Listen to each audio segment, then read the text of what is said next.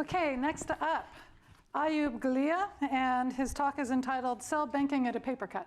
Thanks. You hear me?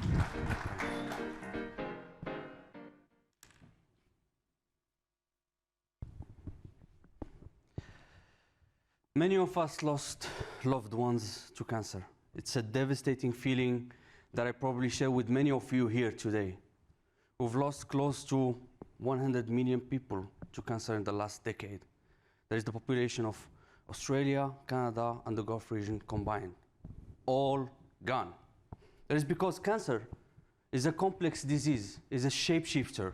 Discovering a new drug for it or bringing a new one to market typically costs $2 billion and takes an average of 14 years of research. That are split into 3 stages. First is drug discovery, where we test our hypothesis. Then we move to preclinical testing, where testing is performed on cells that we grow in a lab environment. And then we move to animal testing. And after that, we then test on humans.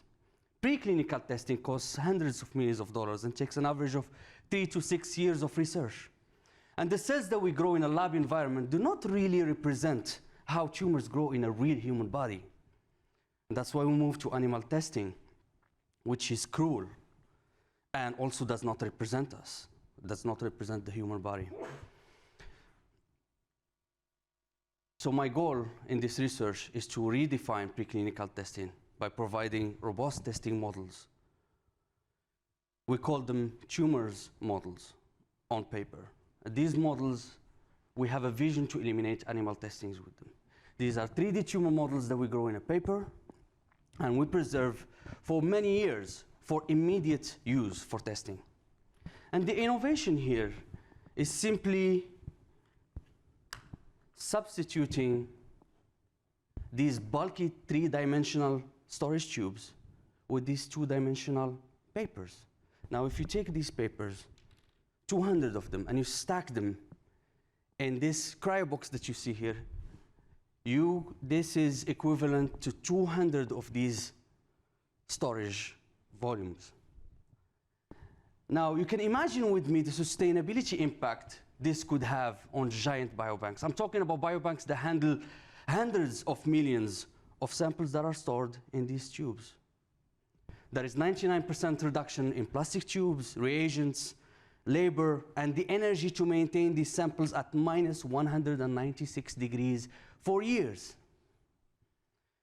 Now I want you to imagine with me a future for you, and me, for all of us, where aside from having a Facebook account, we have a biobook account, a little booklet that you see here.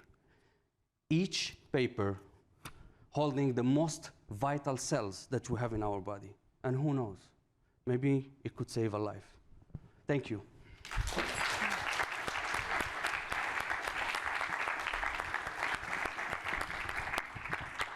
All right, well, thank you, Ayoub. So tell us where you're from.